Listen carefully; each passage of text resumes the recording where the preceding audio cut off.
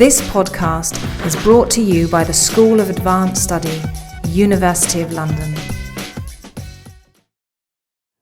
In 2010, the Victorian Albert Museum's exhibition Quilts 1700 to 2010 received unprecedented visitor figures and press coverage. Subtitled Hidden Histories, Untold Stories, the exhibition sought to navigate a path through the myths and misconceptions surrounding quilt making, showcasing quilts as complex objects which resonate with multi-layered references open to numerous interpretations. And in putting together this presentation this afternoon, what I've actually done is I've drawn on the contemporary press reviews and visitor feedback to examine just why the exhibition stimulated collective feelings of warmth, comfort, love and loss in the public consciousness. And in listening to some of the papers today, this exhibition I think resonates with certainly Bridget's paper on needlework as a source of consolation and reflection, and also Kate Hill's paper on battlefield souvenirs, and I'll talk a little bit about one of the objects that we had in the exhibition, and of course Ruth's exhibition. I don't think she's got any worries about visitor figures and response to the exhibition. I was there for the installation and it's a fantastic show, so do go and see it because it's amazing. So I'm going to start off with a comment made in the Sunday Times Culture magazine on the 4th of April on 2010 by Valdemar Januzak. Quilts. It's not a word that sends the pulses racing. Not my pulse, anyway. What we're celebrating here is a particularly private form of expression, embarked on chiefly by women, that requires enormous amounts of creative stamina and allows for the conveyance of some highly personal thoughts. There's something whispery and secretive about quilts in general. For me, the most moving contributions to a surprising moving show were made in conditions of extreme hardship or political complication. I read these details through wet eyes. That's the power these things have. That's why people sew quilts. That is why this is an engrossing show. And so when I started to put together the concept for the exhibition, what I wanted to do was place these objects in the context of their production. And since 1971, with the Abstract Expressionist Abstract Design in American Quilt Show at the Whitney, quilts have tended to be seen as either spectacle or as fine art. And this is a still from a display in the Armoury in 2011, focusing on red and white quilts. And you can see that it's the idea of these quilts as spectacle rather than domestic objects. And again, in the International Quilt Study Centre in Lincoln, Nebraska, they're placed on walls as fine art. And what I wanted to do, very deliberately, as I say, was to place these objects within the context of their production. And what you see here is a set of 1730 chintz bed hangings, and they were displayed for the first time in the context in which they were designed and made to be seen.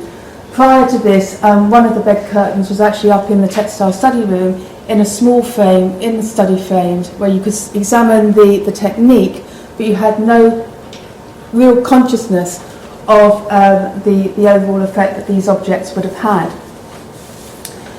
So by placing these objects in the context of their production, I think what I really wanted to do was create this very intimate space. And I think it's true to say, although John might contradict me, that the V&A has a very male design aesthetic. Things tend to be very hard-edged, they tend to be quite grey and they're black. What I wanted to do was kind of challenge that and create a very domestic design setting where people felt that they could embrace these objects. So rather than really replicate a historical interior, it was more a sense and a feeling, a sensory experience of being within the domestic context.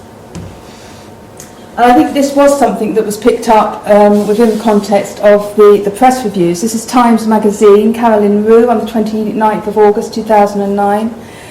These are objects of virtuosity, incorporating narrative social history, recycling, design and craft skill. They are domesticity at its most heroic. So this was being picked up within the context of the press as the reviews were being sent out. And what we did was we created a very rough chronological structure. We showcased the V&A's collection. The collection had never been seen, had never been exhibited or displayed at any time during its history. We had 12 quilts on display in 1937, and that was it. So this was the first time that the collection had actually been displayed. So part of the hidden history was really to get this collection out on display. And I think although it was well known, and Bridget knows this, within the context of the quilting community, that this extraordinary collection was there, we've never had an opportunity to show it. So as I say, what we tried to do is we tried to create a sense of the domestic interior, and so we decided that what we would do is that we would put the quilts onto beds and onto bed structures. And I think for a lot of people, this was an opportunity for them to see how the design worked within the context of the three-dimensional structure, as opposed to being flat on the wall. And this object in particular was quite interesting. Up here, this is a Welsh quilt, unknown maker, from around about the 1850s. Our conservator, when she was actually working on it, she'd found this oily residue at the base of the quilt, and she couldn't work out what it was. And it wasn't until we actually put it onto the bed structure, we both stepped back and she said, "You know what I think that is?" She said, "I think somebody sat on the end of that bed at the end of every day and they took their boots off, and I think it's boot black." And so this sense of this kind of, the idea that these quilts had this story, this patina of experience within the context of the bedroom, was coming through quite strongly. As I say, it had a loose chronology, but it also had 5 very distinct themes: the domestic landscape, quiet thoughts, public debates, and this section was virtue and virtuosity.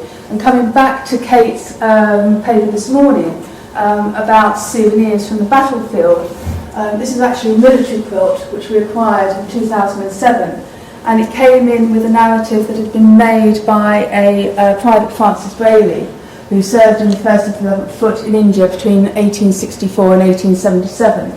And there's a lot of mythology around the creation of military quilts, in that they were made from the uniforms of dead comrades on the battlefields. Well, we certainly know from regimental history that the 1st and 11th Foot saw no active service when they were in India, and it comes back to this idea that we certainly know that the Temperance Society was promoting patchwork for the military as a way of keeping them off the drink, away from the booze, away from women, away from gambling, and also away from killing each other. And we know from the regimental history again that there were at least 2 murders whilst they had their tour of duty up in Pune. So it could be that it was a form of occupational therapy, a way of whiling away the time. We know from the muster rolls that Francis Brayley did have a period of hospitalisation. He was suffering from rifle drill fatigue. And again, that nice image of the Thomas Walker painting where he's sitting up in bed sewing patchwork, it may have been that when he was hospitalised, he was actually doing his patchwork. We do know from research that the War Office was promoting skills-based workshops, so it may be that he was being taught to sew so that he would have a skill when he came back. We do know that when he did come back to this country, he married Mary Ann Ash after a month of coming back in 1877, so she was either a very patient woman or it was a whirlwind romance. We do know that she was a seamstress, so it may be that he would have brought this back as a souvenir for the woman that he loved, knowing that she would have appreciated the sewing skills that went into it. But it formed a very strong part of the exhibition. And it was this idea of these very personal narratives that we were able to reveal through the exhibition that again was picked up by the press. And so Sarah Crompton in the Daily Telegraph wrote, "As I walked around, I found myself riveted by the hidden histories behind these practical coverlets." And this is an example of how we actually created a dialogue between historic and contemporary pieces. So we've got a scripture quilt, a 19th century scripture quilt on the bottom, juxtaposed with Grace and Kerry's Right to Life quilt on the wall. And Grayson writes very poignantly in Times Review on the 20th of February 2010, "The handmade decorated quilt I see as a ritual object. Its scale measures out a personal relationship. It is a field of expression consistent for at least 300 years, and unlike posset pots or horse brasses, it's still relevant today. I hope this exhibition, the first of its kind at the V&A, will give historic and contemporary quilts a wider and a more knowledgeable audience." And so again, this was one of the aims of the exhibition, to really showcase these objects to a much wider audience. So this was one of the quilts that we did have some provenance. It came into the collection in 1996. It came in with a companion piece, and the donor had actually had a fire at her home And the second quilt was actually smoke damaged, and she wanted to find a home, a safe home for the quilts. And during our research, we discovered, although the maker's name isn't stitched onto this particular quilt, on the second smoke damaged quilt, you see it's smoke damaged here, there's a little stitched label which presented to Samson and Susanna Pearce on the birth of their first child, 1713. So this object had been gifted. And when we traced back, we discovered that Susanna's mother was Priscilla Reddin, and Priscilla Reddin was the daughter of the governor of Deal Castle, a small fishing village in Kent.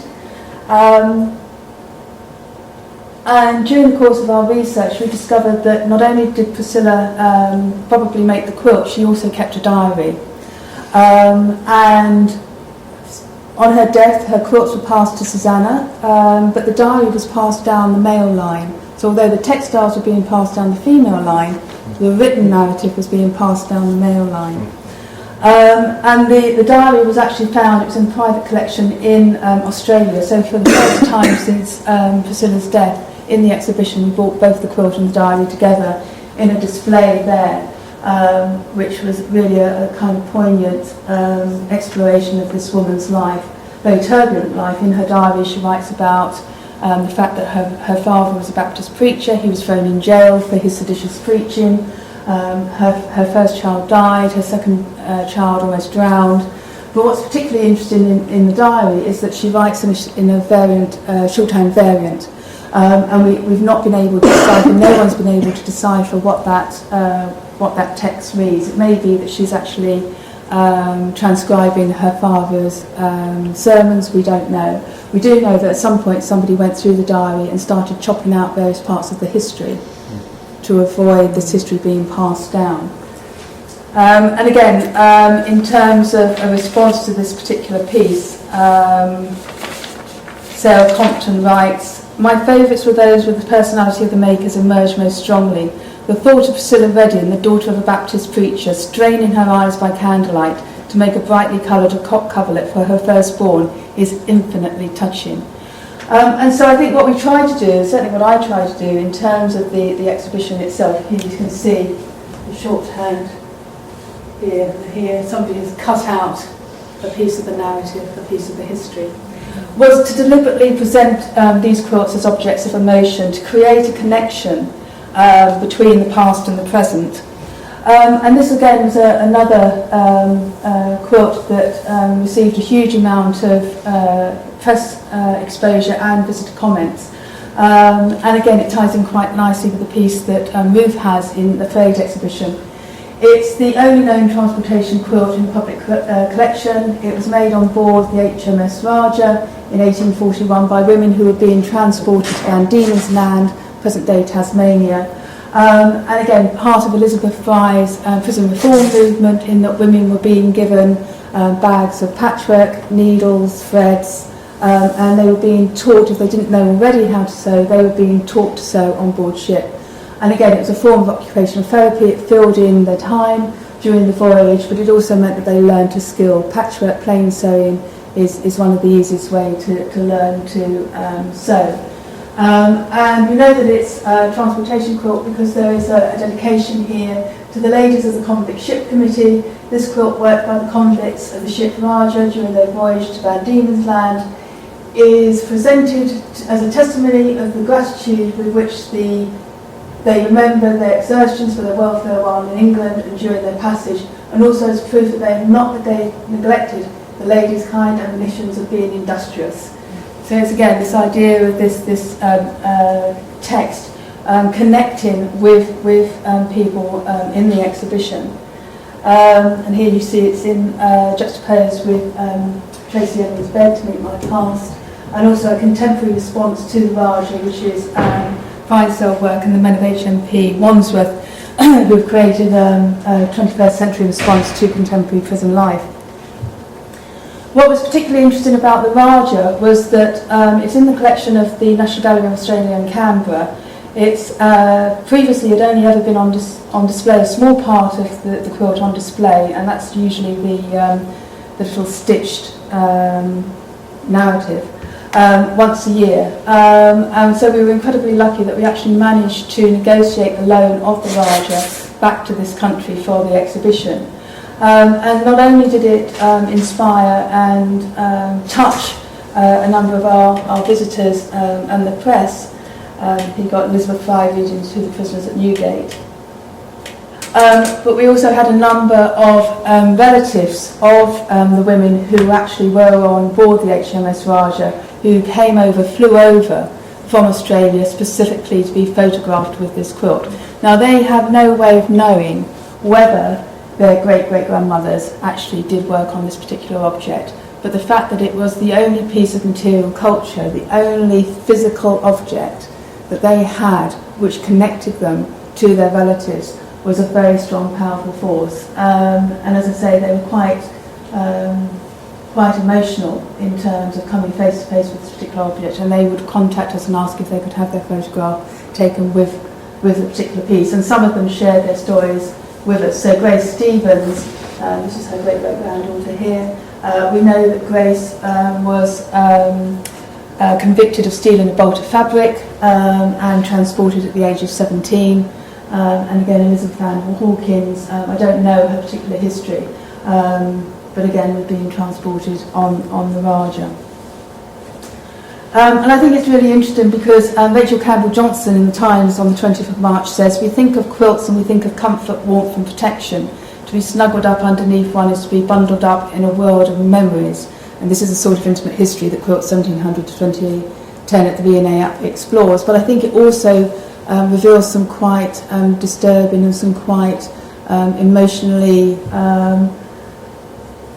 distressing stories of women, and I think this is what moved Waldemar to tears, the fact that these are histories, these are women that wouldn't normally make it into the history books, but through these objects and through this exhibition we were able to learn a little bit more about these women, and they are mostly women through their domesticity.